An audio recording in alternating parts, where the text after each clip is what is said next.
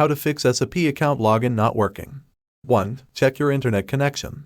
First, make sure your internet is working well. You can check this by opening any website or app that needs the internet. If things are loading slowly or not at all, try switching between Wi-Fi and mobile data or move closer to your Wi-Fi router. 2. Clear your browser's browsing data. Open the browser on your phone. Look at the top right corner, you'll see 3 little dots. Tap on those. From the menu that pops up, tap on History. Next, tap on Delete Browsing Data or something similar. You'll see an option that says Time Range. Tap on that and select all time so everything gets cleared out. Finally, tap on Delete Data to clear everything. 3. Update your browser. Go to your App Store. Tap on the search icon at the bottom of the screen. In the search bar at the top, type in Google Chrome. Once you find it, tap on it.